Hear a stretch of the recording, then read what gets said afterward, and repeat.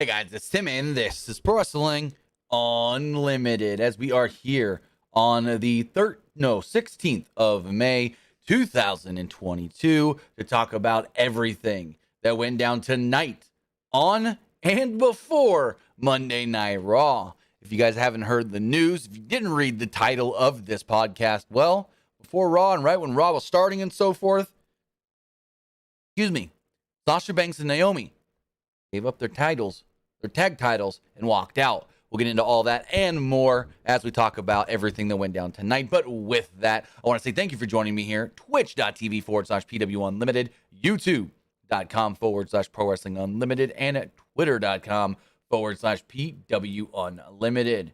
Remember, if you are watching on Twitch, you can help us out a couple of different ways. You can help us out by hitting that donate button down below or by donating Twitch bits in the live chat. Also, remember, you can help us out by subscribing to the channel one of two different ways.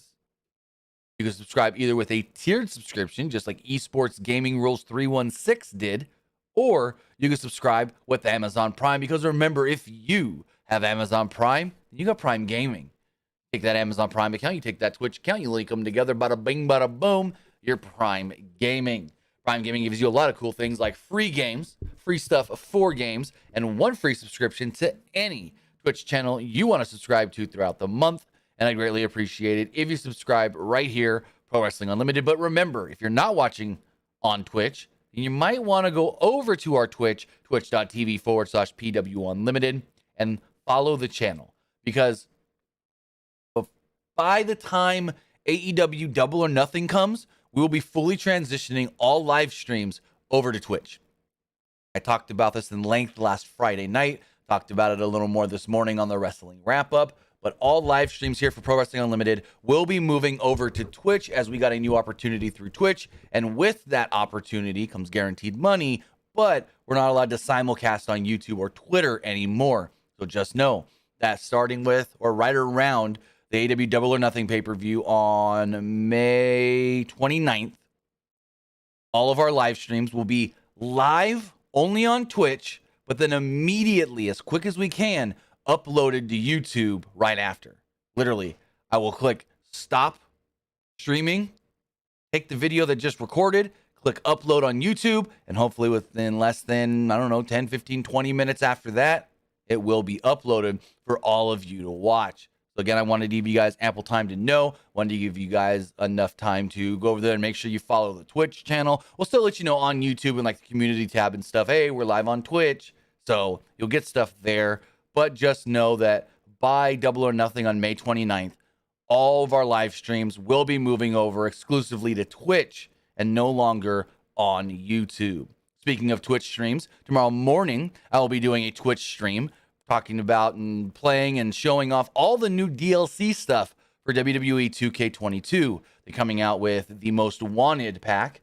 And today, they actually made some superstars available that were only available in the My Rise mode, like Dominik Dijakovic, like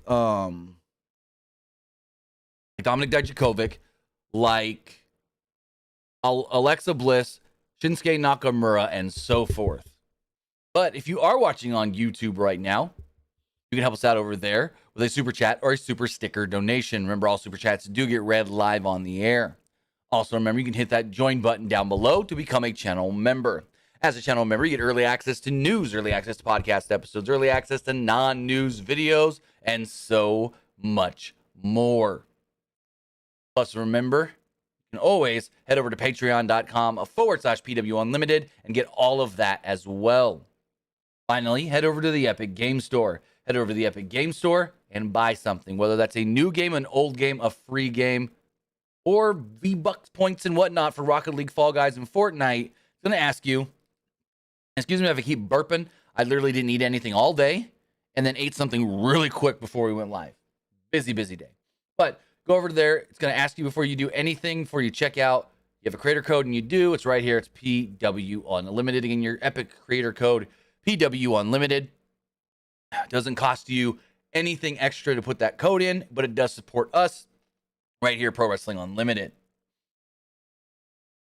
Now, we're going to have to talk about the elephant in the room, the story of the night, Sasha Banks and Naomi. So, and I want to be completely accurate on this. So let's go to the PW Insider website because they were the first to report this. I want to see what time exactly they reported this. I got to do some military time here because their stuff's in military time. That would be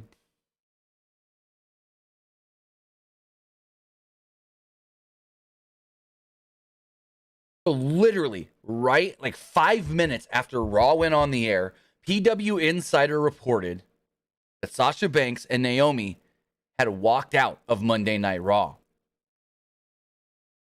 Now, I did a full write-up because there were two different stories that we got tonight. One from PW Insider initially breaking the news, and another one with an update from Fightful.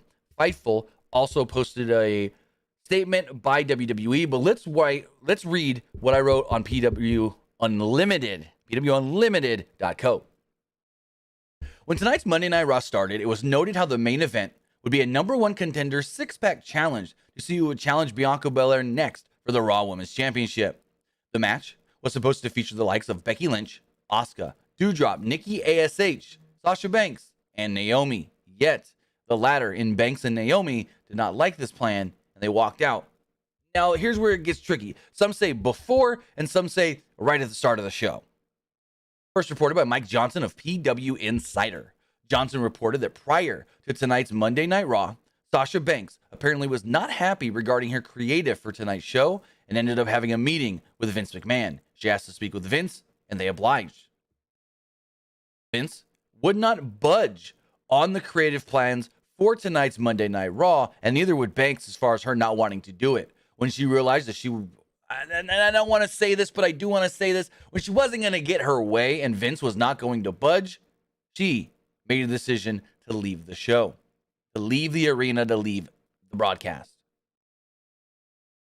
Naomi would leave with her, which is another interesting note because, according to a report from Fightful, Naomi was actually slated to win the number one contenders match and move on to Hell in a Cell on June 5th to challenge Bianca Belair for the Raw Women's Championship. That's the interesting part. It was also noted that Naomi was supposed to pin Sasha to win that match, which is another interesting note in itself. Now, during tonight's Monday Night Raw, they just said a couple of times, Sasha Banks and Naomi have left. This match is now a singles match. Becky Lynch and Asuka.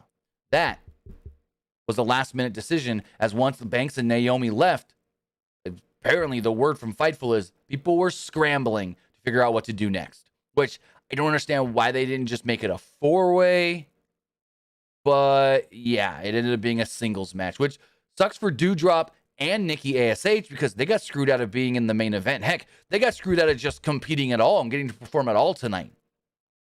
Now, regarding all of this, WWE did release the following statement to Fightful and I think others in the media as well, as the statement read the following. When Sasha Banks and Naomi arrived at the arena this afternoon, they were informed of their participation in the main event of tonight's Monday Night Raw. During the broadcast, they walked into WWE Head of Talent Relations John Laurinaitis' office with their suitcases in hand, placed their tag team championships belts on his desk, and walked out. They claimed they weren't respected enough as tag team champions. And even though they had 8 hours to rehearse and construct their match, they claimed that they were uncomfortable in the ring with two of their opponents, even though they'd had matches with those individuals in the past with no consequence. Monday Night Raw is a scripted live TV show whose characters are expected to perform the requirements of their contract. We regret we were unable to deliver as advertised tonight's main event. Now, there's some things to deconstruct in this actual statement by WWE where, as Joey Janela put it, kayfabe in the mud here. But first off, they had 8 hours to rehearse, which means that they would have initially shown up to the building around noontime. But they had 8 hours to rehearse and construct their match. But if the whole thing was Sasha didn't want to be pinned by Naomi, and Naomi didn't want to have to pin Sasha, and Vince wouldn't budge on that, then what does them being able to rehearse things really matter? The other interesting one is they claimed they were, quote, uncomfortable in the ring with two of their opponents, even though they'd had matches with these individuals in the past with no consequence. Now we know Sasha Banks and Naomi have worked with Becky and Asuka in the past.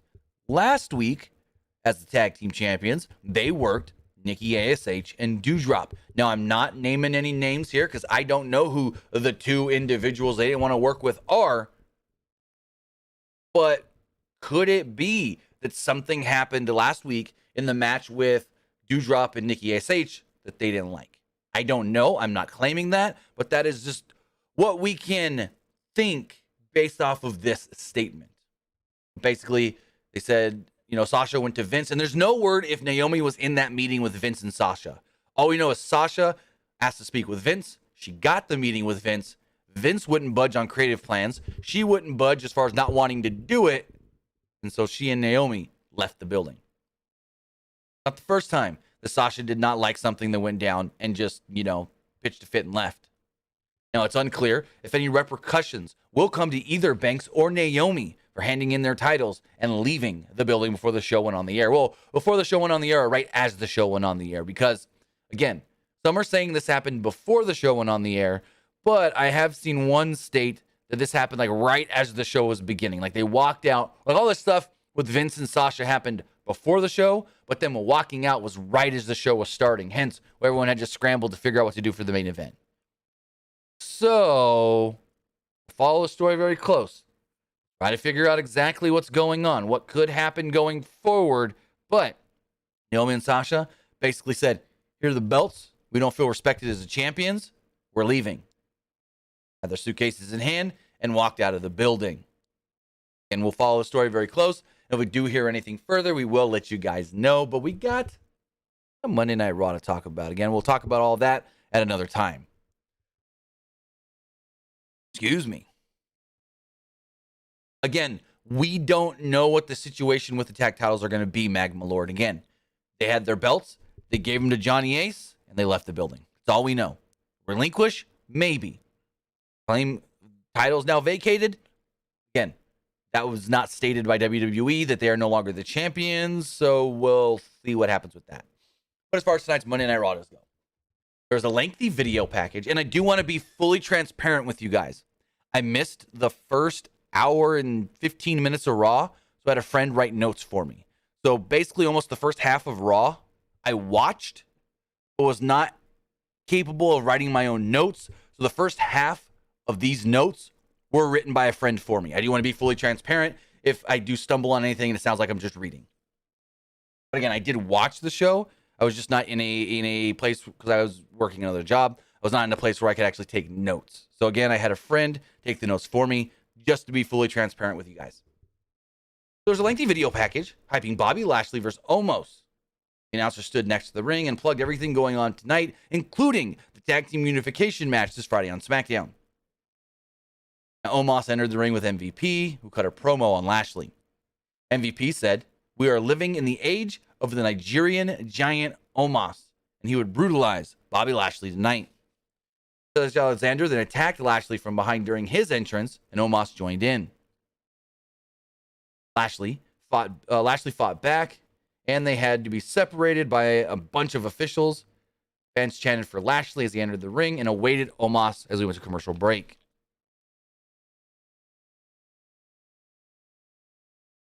So this match here went just about 7.5, well, right at 7.5 minutes. MVP managed to hit Lashley at one point with his cane through the I guess you could say, diamond shapes of steel cage. I guess they're diamond shaped. I don't know. The holes in the cage. At one point, Lashley got popped in the face by the cane of MVP. Actually, a couple of times early on in this match. Tried it again later, but Lashley grabbed his arm through the opening and yanked him into the cage. Lashley immediately speared Omos for a close near fall 3 minutes into the match. Alexander ran back down and climbed to the top of the cage, but Lashley slammed him off the top into the ring. Lashley tried a high cross, but Omos caught him and chucked him into the side of the cage. Omos then slammed Lashley into the other side of the cage, and the panel broke. Lashley fell basically through the cage, crawled to his feet, and was declared the winner of this match. It's St. Valentine's Day Massacre all over again. Vince, Austin, Paul White, Big Show, whatever you want to say. It was Paul White at the time before he got the name The Big Show. You don't remember, St. Valentine's Day Massacre was Vince McMahon versus Steve Austin in a steel cage. They're going. McMahon's getting his ass beaten. All of a sudden, up from the bottom, up from under the ring, through the mat, here comes Paul White. That's Paul White! That's Paul White! The big man is here! Well, he grabs Austin, throws Austin. Austin grabs onto the side of the cage. The panel swings open. Austin, let's go, falls to the floor. Ding, ding, ding, ding, ding. And your winner, Stone Cold Steve Austin. Basically, did the same thing here tonight. Basically, it was a way for Lashley to win. But Omos to, I guess, still be kept strong because he didn't have to get beat down in a way for either Lashley to have enough time to climb out or pin or submit him. So basically, Omos got to stand tall but still lose because he threw Lashley into the cage. The cage busted open. Not the first time we've seen Lashley go through the cage before. Remember the Umaga cage match? Or the Umaga cage match? Where Umaga was on the outside and Lashley said, screw it. And he ran, dove, jumped over the top rope into the side of the cage. And yep. Magmalore says, what year was that? What year was St. Valentine's Day Massacre? 98? I just remember that I've seen that match way too many times because I had a best of DVD back in the day that had that, the I Quit match between Rock and Mick Foley. It also had the Mick Foley Undertaker Hell in a Cell match. That was 99. Valentine's Day 1999.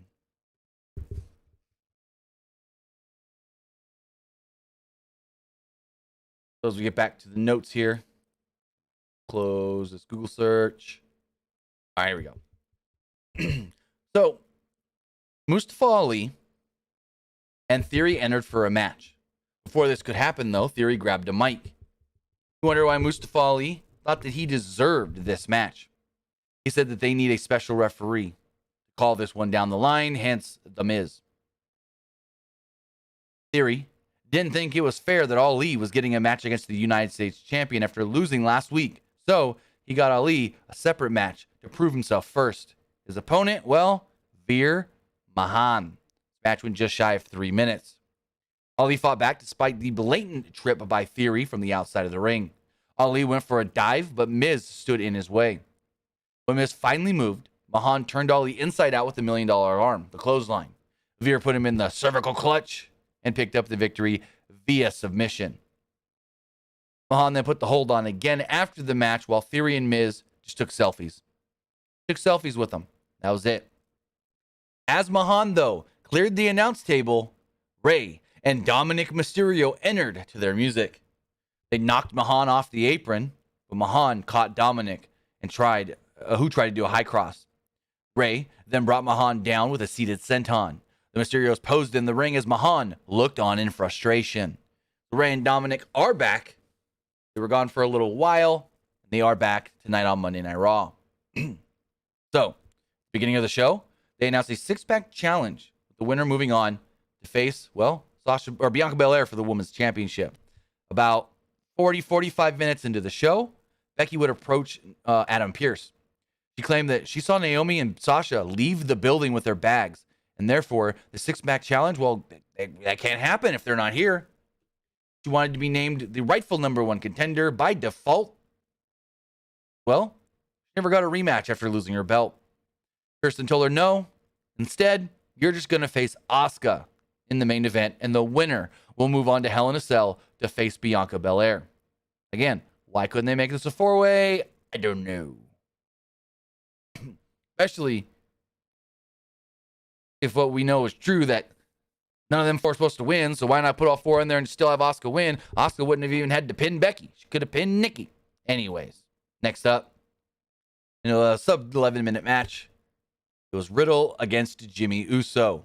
I thought this match was a lot of fun. Jimmy drove Riddle into the steel steps early as we went to a commercial break.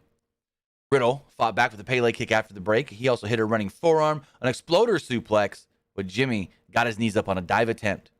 Jimmy followed this up with a pop-up Samoan drop for a near fall. Jimmy then blocked an RKO attempt off the top rope before Riddle got his knees up for a splash. Jimmy then distracted the referee, which allowed Jay to knock Riddle off the top rope. Jay tried to assist Jimmy in making the cover, but the referee caught him and tossed him from ringside. What made this even better is that he said, "You're out of here," and then waved goodbye to Jey Uso. I popped for that one. I mean, technically, referees shouldn't make them part of the story of the match, but I actually kind of popped for that one because he's like, "You're helping your brother. You can't do that. You're out of here." And then he leans forward. Bye. I really enjoyed that. This then led to Riddle rolling up Jimmy for the pinfall victory. With that, Riddle does defeat a Jimmy Uso tonight on Raw. Also, I think there was no Randy Orton, and Corey Graves said something about Orton had a family commitment that kept him off tonight's show. But they're still pushing that tag match on Friday, so it'll be there Friday. Earlier today, there was a video. Liv Morgan told Kevin Patrick that Rhea Ripley wasn't going to get anywhere with what she said because Morgan never gives up on a fight. Angel and Humberto would then appear. He wanted to feature her on the kiss cam. AJ Styles and Finn Balor then jumped in next. Styles called them creepy and told them to leave. Styles and Balor asked Morgan to join them at ringside tonight. She seemed unsure and said she'd think about it. They got a segment from Judgment Day. Are they Judgment Day or the Judgment Day?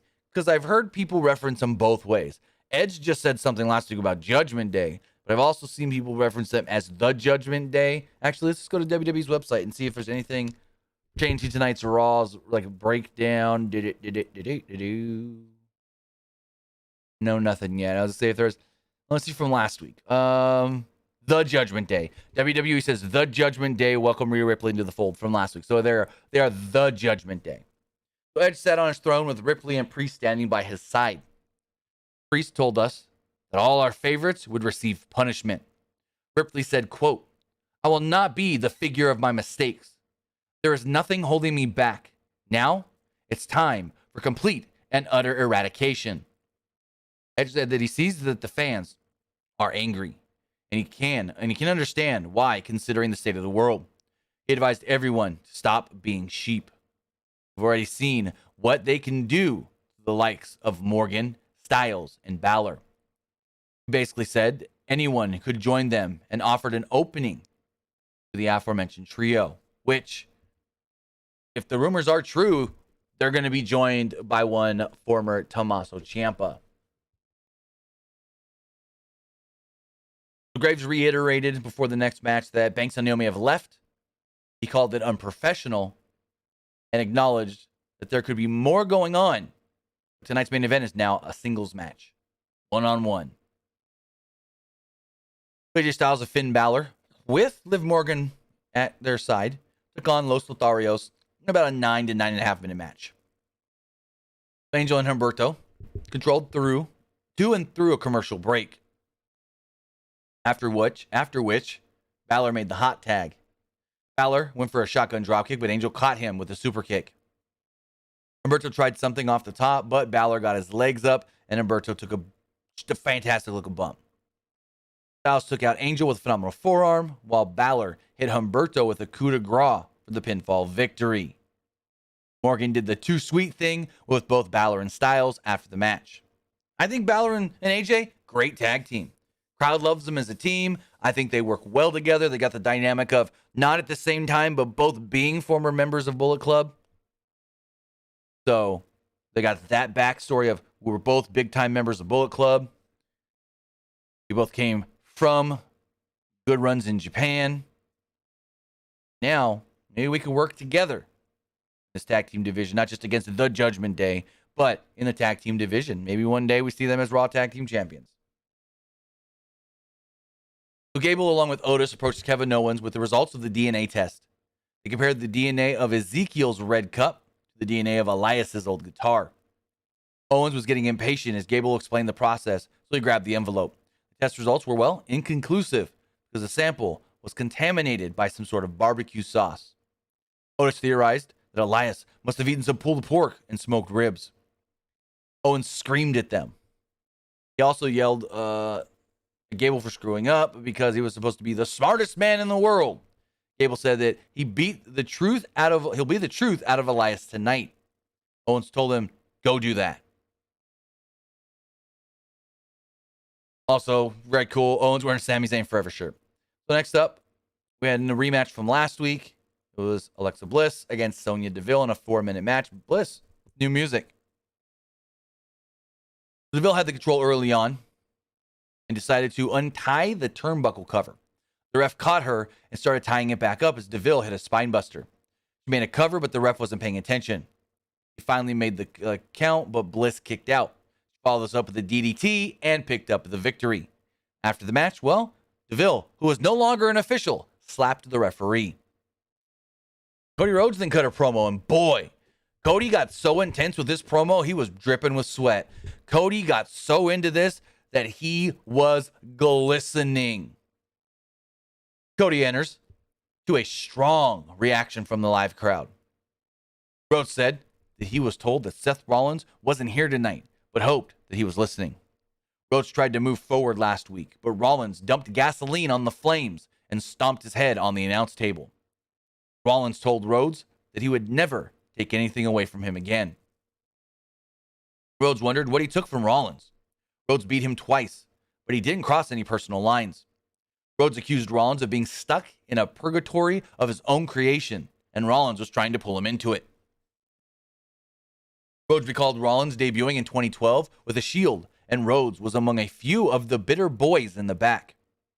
Rollins was tag team champ within months and shattered the glass ceiling soon after. Rhodes' story was much different. He painted his face with a smile while he was dead inside, but he endured. Rhodes knew that he would never be the American dream, so why not embrace his nightmare? Rhodes said Rollins was embarrassed over the 2 losses, but that wouldn't overcome his own desire to reach the top. Rhodes would not be denied his second chance because Rollins would have to kill him. He said, quote, and I'm going to give him the chance. Rhodes then, with all his fortitude, said, how about we do this match inside Hell in a Cell? The crowd popped big. Rollins then appeared on the big screen. Rollins could be heard laughing through the speakers and suddenly appeared.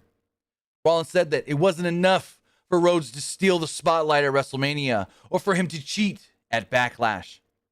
Rollins said that Rhodes must be stupid to challenge him to a Hell in a Cell match because anyone who entered the cell with him has changed forever.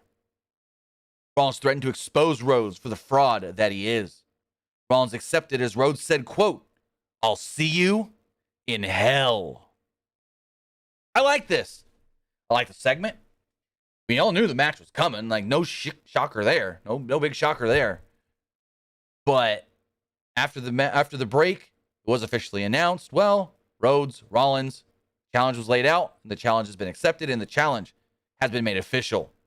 So in the back, Sarah Schreiber interviewed Asuka. Asuka again mocked Becky Lynch, calling her a baby, saying that she's going to give her something to cry about later on tonight. Graves again then gave the same statement from earlier, saying that Banks and Naomi left. They left unprofessionally from the building. Kevin Owens would join commentary here. And if Kevin Owens isn't the best improvisation man in all of pro wrestling, I don't know who is. If Kevin Owens is not the best man to just think on his feet when speaking, I don't know who is. Kevin Owens is phenomenal when he's just got to come up with something off the top of his head. Just wink, wink, wink, line after line after line. He's just fantastic. I showed a picture of Ezekiel and Elias standing together. And Owens is like, because first off, they're like, Chad Gable, he's going to face, and this was Jimmy Smith. He's like, he's going to face Ezekiel tonight. Like, he didn't want to say it, and no one's like, no, Elias. No, he's facing Elias. Then they showed a picture of Elias and Ezekiel together, and no one's just like, that ain't him. That's either photoshopped or when Elias was at a concert, he got a picture with somebody else that now looks like Ezekiel. He also mentioned that he met Elias's parents when they all lived close together in Orlando. They never mentioned having another kid. Next match, Gable versus Ezekiel, went 11 minutes. So Ezekiel was on offense. Notice leveled him outside of the ring as Gable distracted the ref. Ezekiel made his comeback shortly thereafter and hit a lifting knee strike for a 2. And then asked Owens, hey, ain't that the same move that Elias used to do? He's like, no, it's the move that Elias is still doing. He can say that he's doing that move in tribute to his brother, but he does the move the exact same way. He lifts the knee the same way. He's got the same mannerisms. He walks into it the same way. That's not Ezekiel. That's Elias.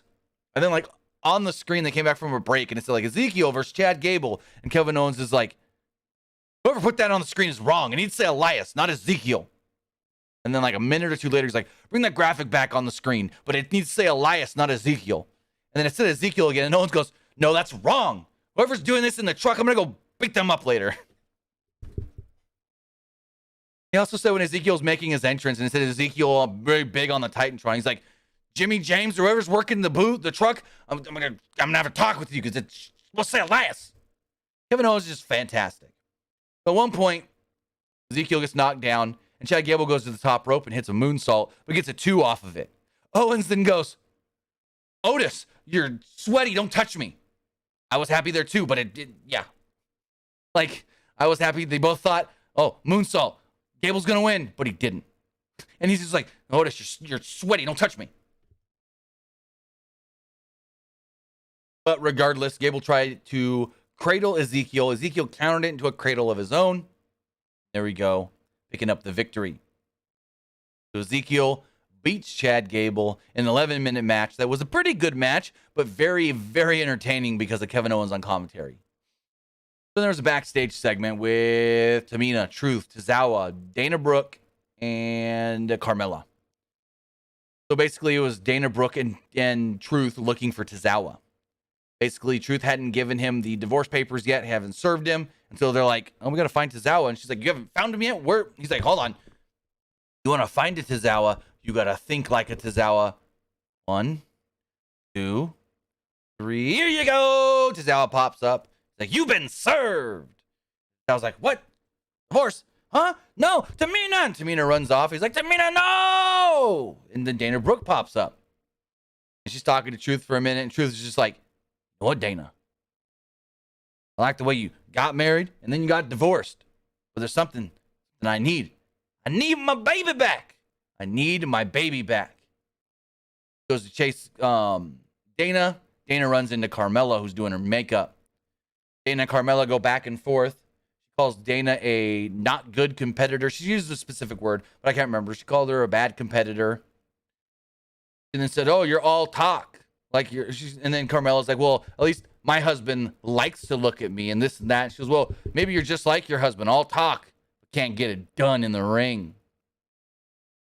Carmella got mad. You hear Truth running back up.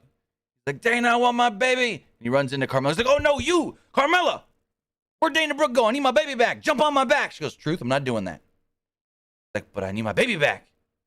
He's like, Truth, I'll help you get your baby back, but I want Dana.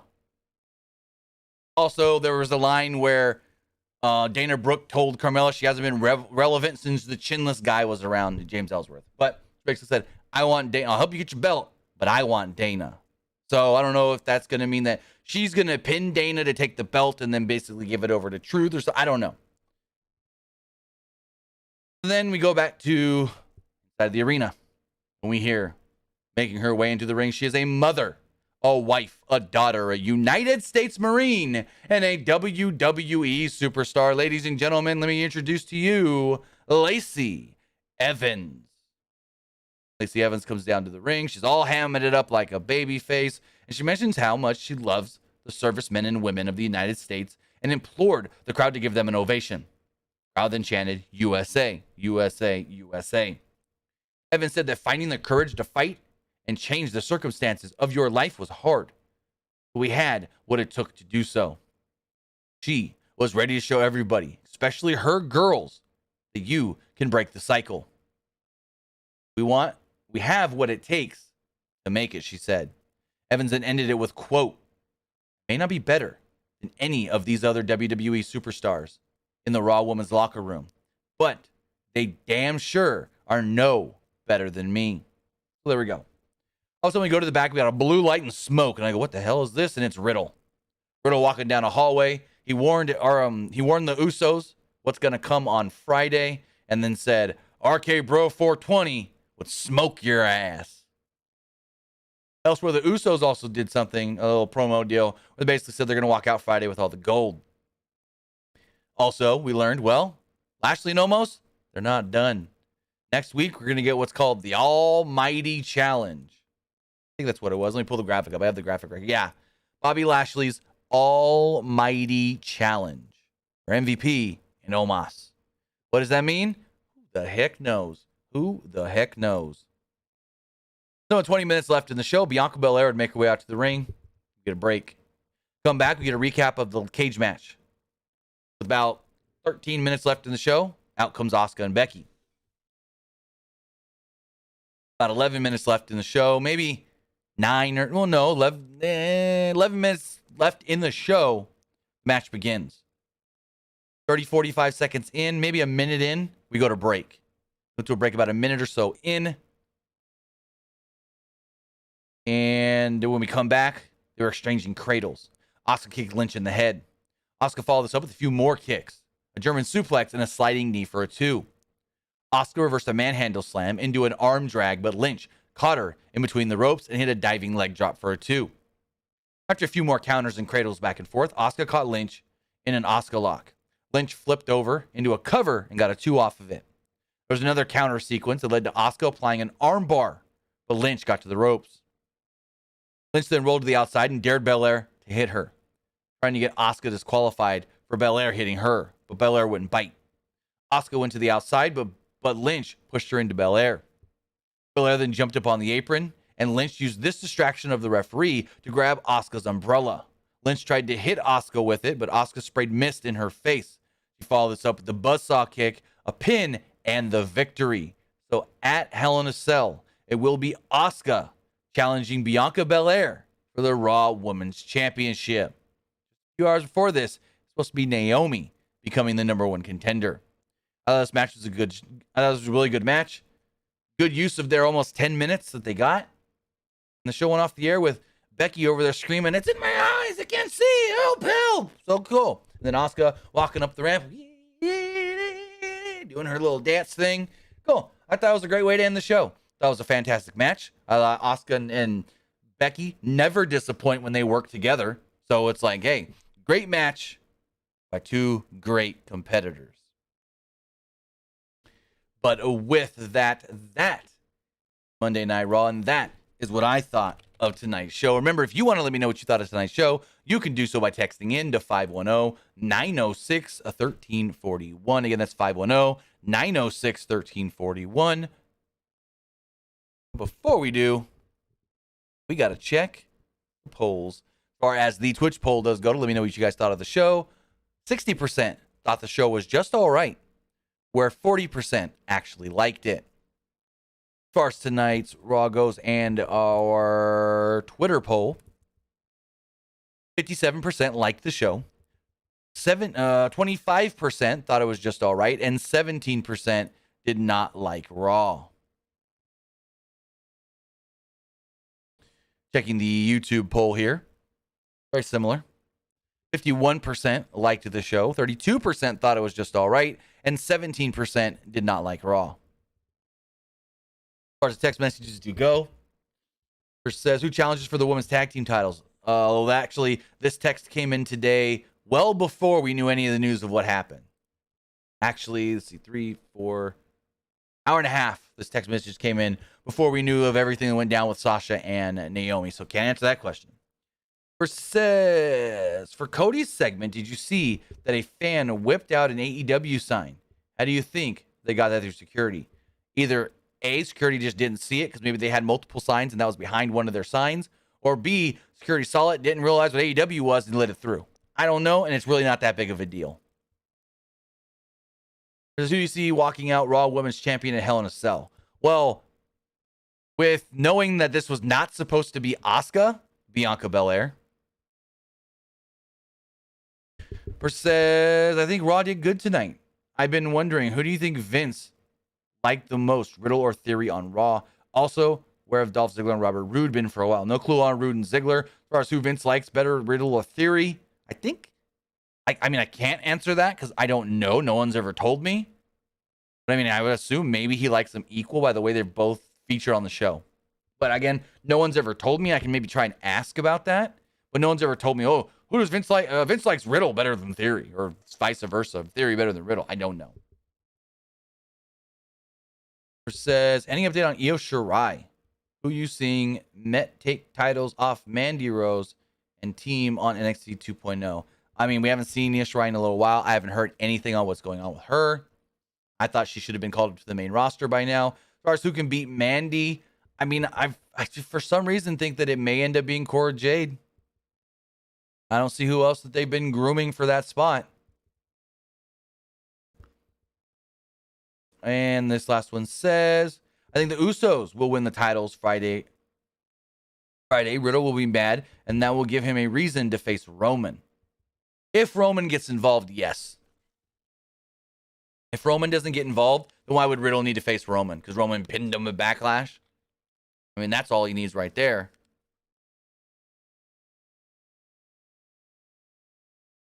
But I haven't heard anything on our Riddle-Roman match, so I don't know. Also, next time someone spams the text line 4 times in a row with the same text, I'm just not going to read it. Just be patient. If you send something an hour and a half ago, before I've even gone live, before I've even read the text messages, just wait. Just wait. I'll probably get to your text eventually. But if I see this again, I'm not going to call out numbers or names or anything. But if you're going to over spam my text line, I'm just not going to read your stuff. Just saying. But I'm trying to read other people's stuff in order, and then you text in with the same thing, and then it throws everything out of order. So, no, we're not doing that. But with that was Monday Night Raw. That was everything we know on the situation with Sasha Banks and Naomi.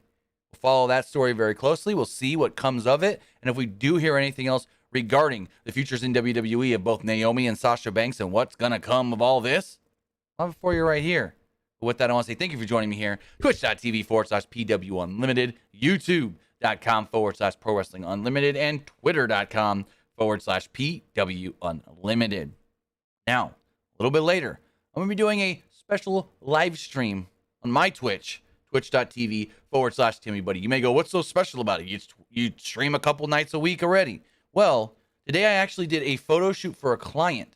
Now, I need to edit those photos. So, I'm going to do it on stream. You guys get to see how I edit photos from a client photo shoot. So, this should be a really fun stream. We'll do that for a little while. Then we'll jump into a game. Maybe we'll do some NASCAR. Maybe we'll do some Fortnite. We'll see how and what you guys are feeling during the first portion of the stream. But with that, I got a fun one tonight. See how it goes. Have a great rest of your Monday. Remember, live stream on Twitch tomorrow morning on twitch.tv/PW Unlimited. Showing you guys everything that is being added today and tomorrow to WWE 2K22, where, 2K, you pissed off a big community today. 2K pissed off a lot of people today when they basically did an update and said, modding's no longer allowed in this game. But with that, guys, see you guys later. Have a good night. See you next time.